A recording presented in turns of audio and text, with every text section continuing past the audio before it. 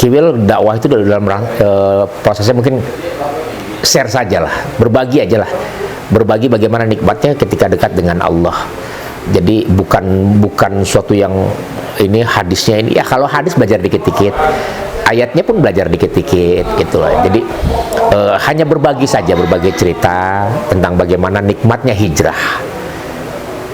Jadi nggak pernah mengatakan bahwa ustadz pun bukan gelar yang Kiwil harapkan, enggak, cuma mungkin inilah penghormatan dari orang-orang mengatakan wah Kiwil sekarang udah hijrah jadi ustadz.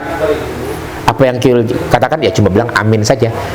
Tadi yang saya bilang wasilah. Orang kalau masuk surga jangan minta berharap, tapi ada yang doain mudah-mudahan Will masuk surga. Nah, itu yang nikmat. Jadi memang ada orang yang membantu kita untuk bisa masuk surga gitu. Jadi intinya dalam dakwah pun Kiwil lebih banyak sharing tentang bagaimana nikmatnya hijrah. Tapi kan lebih berat ya ketika menyelesaikan sesuatu. Ada satu kisah. Jadi saya sempat 2 tahun itu, setahun lah. 1 tahun saya berhenti di dunia entertain.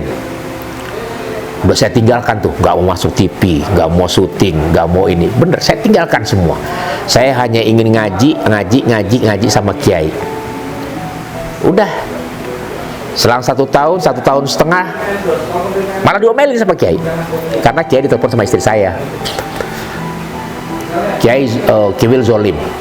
Kok zolim Kiai? Saya kan ngaji. Iya. Kiwil tuh artis, orang terkenal, ngetop dari Sabang sampai Merauke. Siapa yang nggak kenal Kiwil? Ya, artis gitu.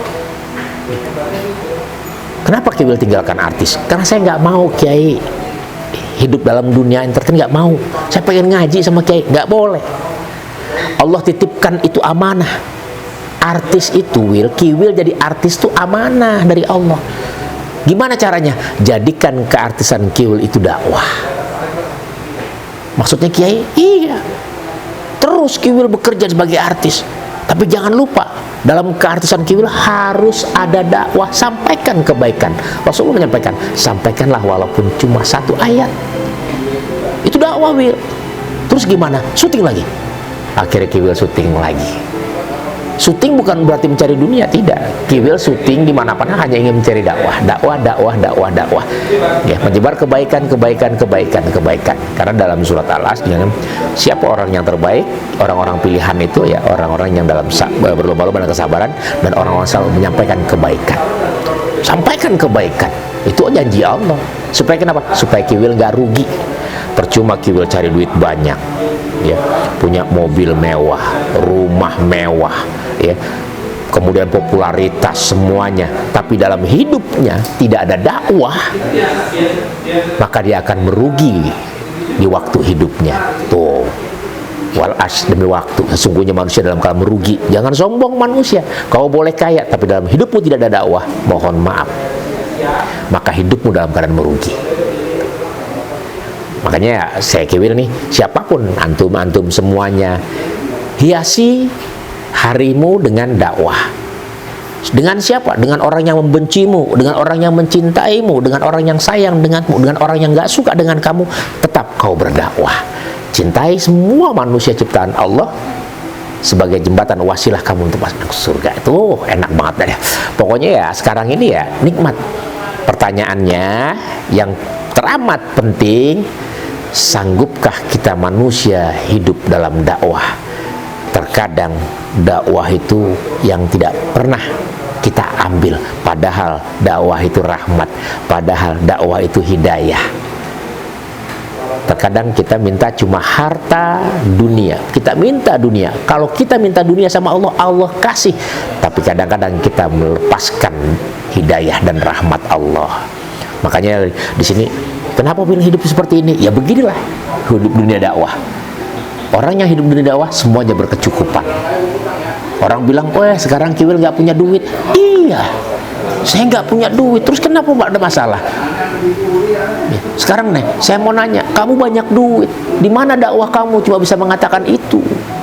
Seandainya saja kau mengatakan, Will, kamu sekarang dakwah, saya tahu dunia dakwah susah, kasih bantuan. Tuh, jangan cuma mengatakan dakwah itu berat. Memang dakwah itu berat, namun kami semua orang-orang yang berdakwah menjanjikan ya, menantikan janji Allah. Apa itu?